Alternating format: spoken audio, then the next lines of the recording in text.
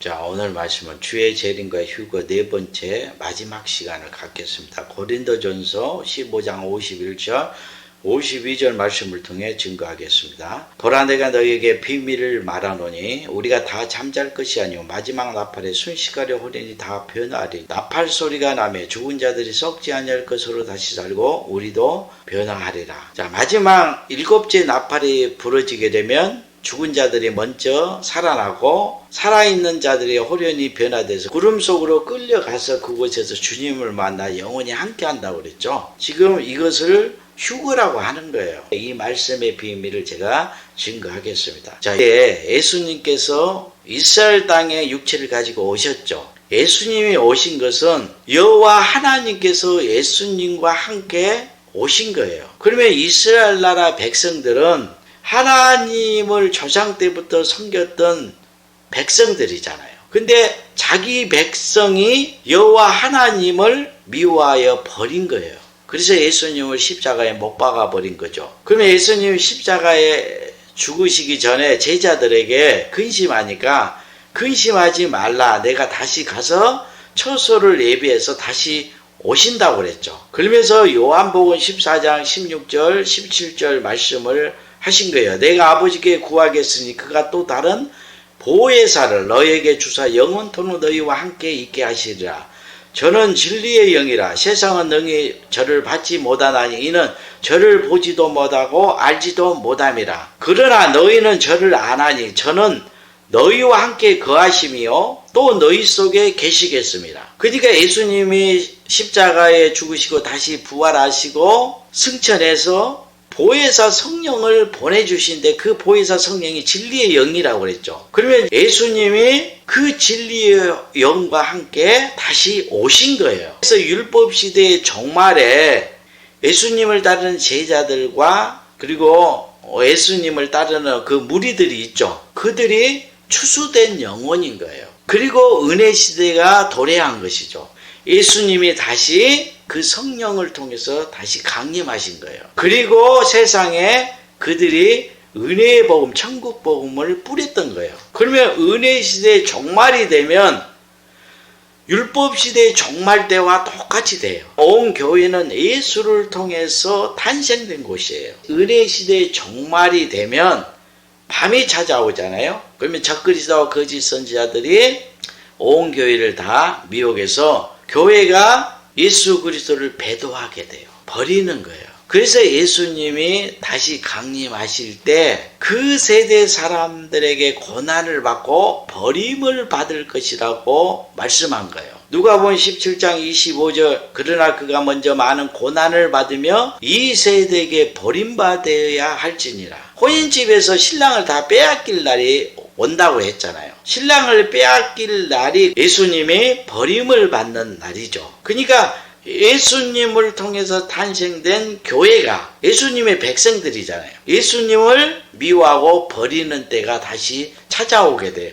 이것이 밤중인 거예요. 왜 예수님을 버리는 거예요? 밤이 되었기 때문에. 밤이 됐다는 것은 어둠이잖아요. 빛을 떠나고 어둠이 사람들의 영혼을 덮어버릴 때잖아요. 그러니까 온 교회가 마귀를 하나님으로 경배하고 있으니까 참 하나님과 예수 그리스도를 버리는 거예요. 그래서 요한계시록 11장에 기록된 두 증인들이 주께 부름을 받는 선지자들이죠. 근데 그들이 참 하나님과 예수 그리스도를 다시 찾아서 경배하라고 예언하니까 온 교회가 지금 마귀의 영에 덮여 있으니까 미워해서 영접하지 않고 버리는 거예요. 이거 예수님을 다시 십자가에 못 박는 것이죠. 그래서 초림 때 예수님이 십자가에 죽으실 때 온 세상이 어둠으로 덮였잖아요. 다 영원히 죽어버린 거예요. 그래서 예수님이 부활하시고 나서 이제 따르는 제자들에게 성령을 부어주시니까 내가 살았고 너희도 살겠음이라 하죠. 요한복음 14장 19절 21절에 조금 있으면 세상은 다시 나를 보지 못할 터이로되 너희는 나를 보리니 이는 내가 살았고 너희도 살겠음이라. 성령을 받으니까 성령은 하나님의 영원한 생명이잖아요. 생명이 들어오니까 이제 살아나는 거예요. 그 날에는 내가 아버지 안에 너희가 내 안에 내가 너희 안에 있는 것을 너희가 알리라. 성령께서 이제 가르쳐 주시는 거죠. 나의 계명을 가지고 지키는 자라야 나를 사랑하는 자니 나를 사랑하는 자는 내 아버지께 사랑을 받을 것이요 나도 그를 사랑하여 그에게 나를 나타내리라. 제자들은 주의 말씀을 쫓는 자들이잖아요. 그래서 종말에는 주의 명령과 계명을 쫓는 자들에게 성령을 부어주시는데 그 성령께서 다시 오신 예수 그리스도예요. 분명히 요한복음에 기록되어 있잖아요. 성령을 받게 되면 내가 너희 안에 너희가 내 안에 있는 것을 알게 될 것이다. 그런데 누구에게 성령을 부어주신다고 그랬어요? 나의 계명을 가지고 지키는 자라야. 나를 사랑하는 자니 나를 사랑하는 자는 내 아버지께 사랑을 받을 것이요 나도 그를 사랑하여 그에게 나를 나타내리라. 그래서 은혜 시대의 종말에 주께 부름을 받은 자들의 두 증인들이죠.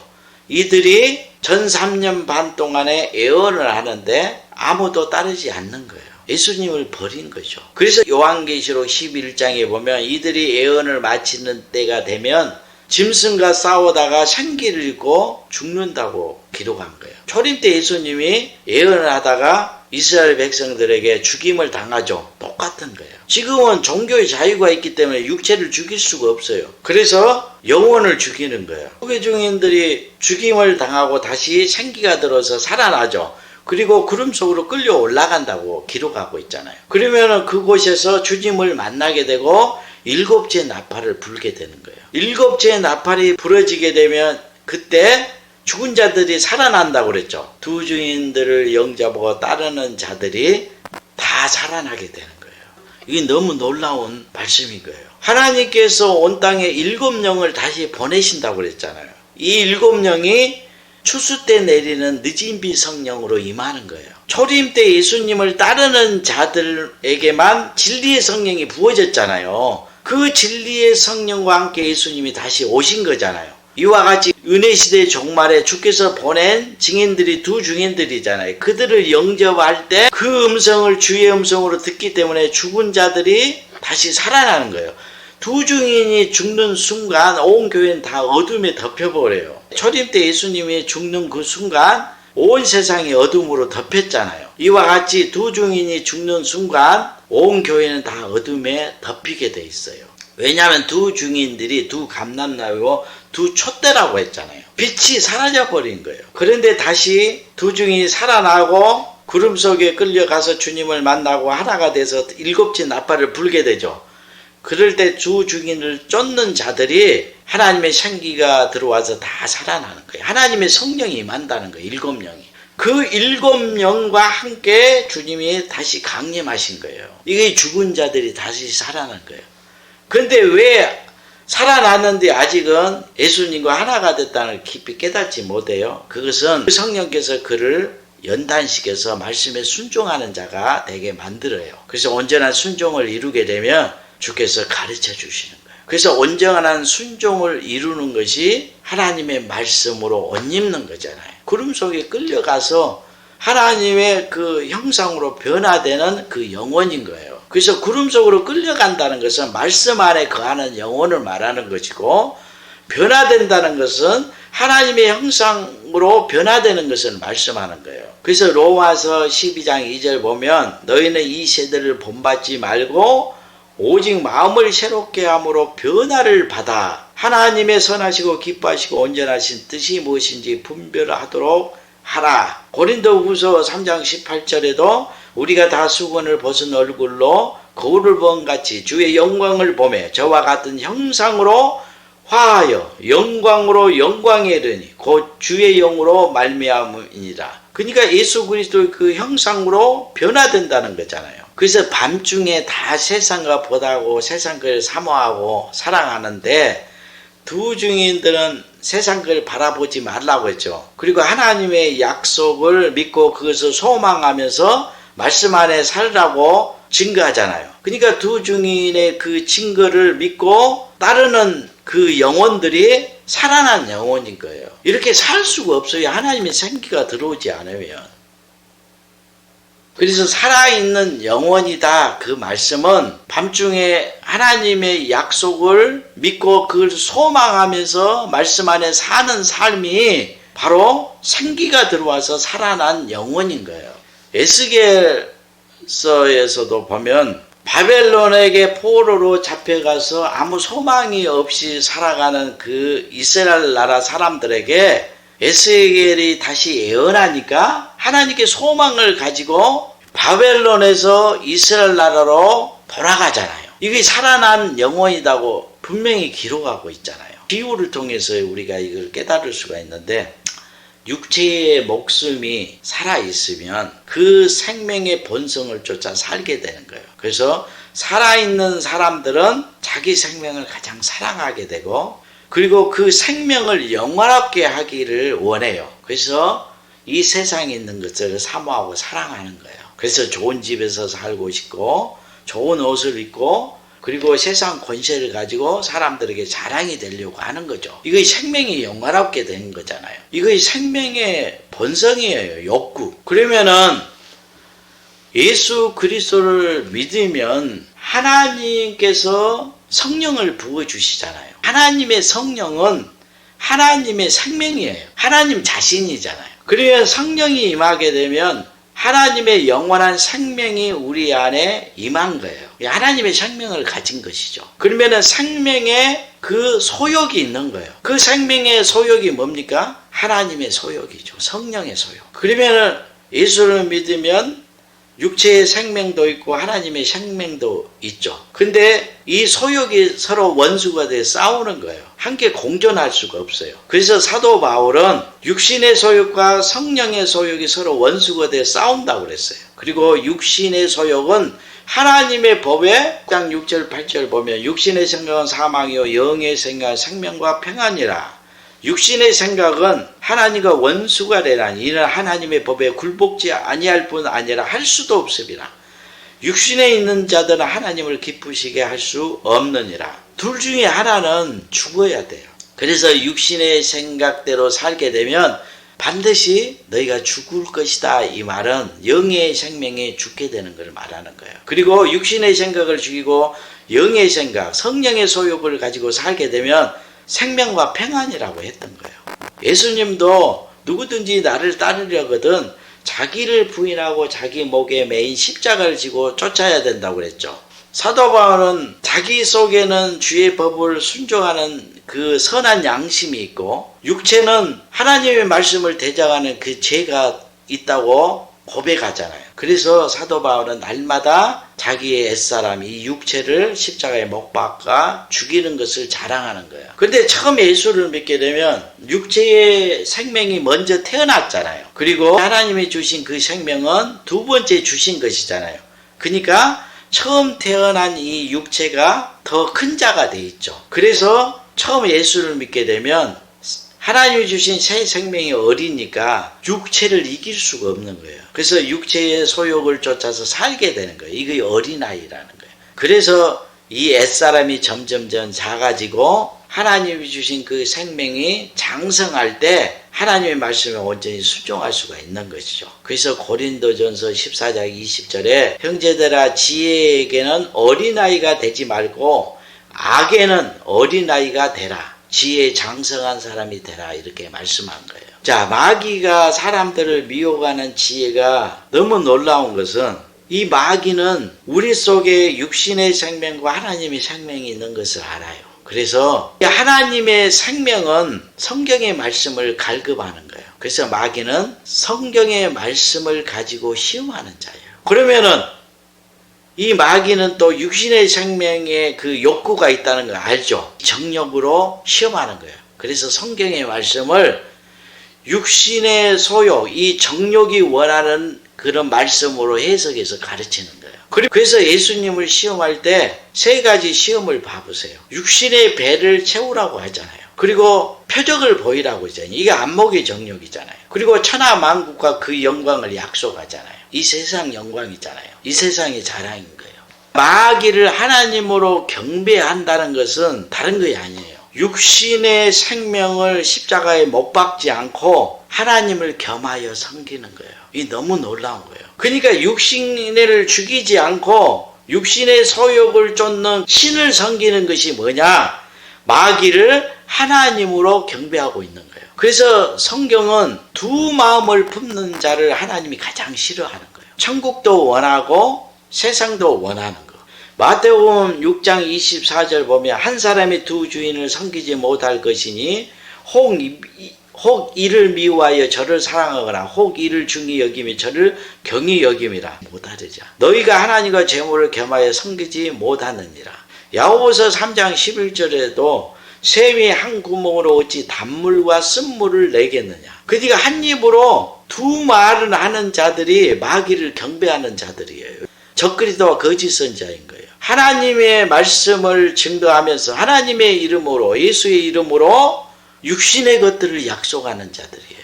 그러니까 샘에서 쓴물과 단물을 내는 거예요. 구편 113절에는 내가 두 마음 품는 자를 미워하고 주의 법을 사랑하나이다. 두 마음을 품는 자를 미워한다는 거예요. 하나님께서는. 야고보서 4장 8절에 하나님을 가까이 하라. 그리하면 너희를 가까이 하시라. 죄인들아 손을 깨끗이 하라. 두 마음을 품는 자들아 마음을 성결케 하라. 야고보서 1장 8절에서도 이런 사람은 무엇이든지 죽게 얻기를 생각하지 말라. 두 마음을 품어 모든 일에 정함이 없는 자로다. 호세아 10장 2절에는 저희가 두 마음을 품었으니 이제 죄를 받을 것이라. 하나님이 그 제단을 쳐서 깨치시며 그 주상을 헐으시리라. 두 마음을 품는 자들이 우상 숭배하는 자들이라고 분명히 기록하고 있잖아요. 저희가 두 마음을 품었으니 이제 죄를 받을 것이라. 하나님이 그 제단을 쳐서 깨치시며 그 주상을 헐으시리라. 지금 하나님과 예수 그리스도를 지금 부르고 있잖아요. 그리고 죽으면 구원을 받으려고 하는 거예요. 그러니까 우리가 예수를 믿고 제사함을 받았으니까 죽으면 천국 간다 이렇게 가르치잖아요. 그리고 육신의 것을 누리게 만들잖아요. 반드시 옛사람은 십자가에 못 박아야 되는 거예요. 이 세상을 다 버려야 돼요. 이런 마음이 한 마음을 품는 거예요. 그리고 유일하신 참 하나님과 예수 그리스도를 믿고 경배하는 자예요. 여러분 우리 안에 하나님의 생명이 부어지잖아요. 이 하나님의 생명은 하나님 자신이잖아요. 육신의 생명만 있을 때 우리는 우리 자신의 그 생명을 가장 사랑하잖아요. 그리고 그 생명을 위해서 살잖아요. 그런데 하나님께서 하나님의 영원한 생명을 부어주셨어요. 그러면은 그 생명과 육신의 생명은 서로 원수가 되어 싸우기 때문에 둘을 겸하여 섬길 수가 없어요. 하나님의 생명이 부어지게 되면 하나님의 생명은 하나님의 생각과 마음이잖아요. 우리도 살아있으니까 우리 생각과 마음이 있는 거예요. 이와 같이 하나님의 생명은 하나님의 생각과 마음인 거예요. 그러면 하나님의 생명은 무엇을 가장 소중하게 여겨요? 하나님의 생명을 가장 소중하게 여기고 하나님의 그 영원한 영광을 가장 소중하게 여기는 거예요. 그래서 하나님의 생명이 임하면 하나님의 소원을 갖는 거예요. 하나님의 소원이 뭡니까? 하나님의 생각과 마음이잖아요.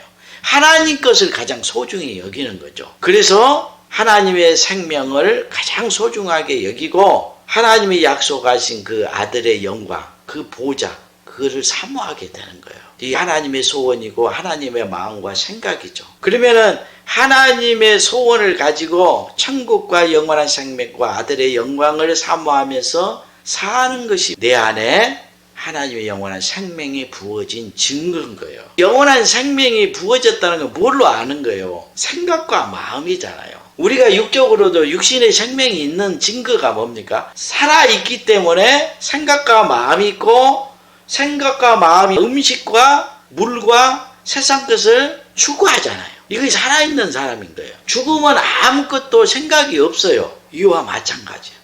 우리 안에 영원한 생명이 있다는 증거가 하나님이 약속하신 것을 바라보고 천국을 소망하는 것, 그리고 아들의 영광을 사모하는 것이 하나님의 생각이 내 안에 있다는 거죠. 생명이. 하나님의 생명은 눈으로 볼 수가 없는 거예요. 여러분 마음에 하나님의 마음이 있으면 영생이 있는 거예요. 영생을 어떻게 눈으로 볼 수 있겠어요? 그래서 영생을 눈으로 보려고 하는 자들이 가장 미련한 자들이에요. 천국은 눈으로 보는 것이 아니고 여러분 마음에 임하는 거예요.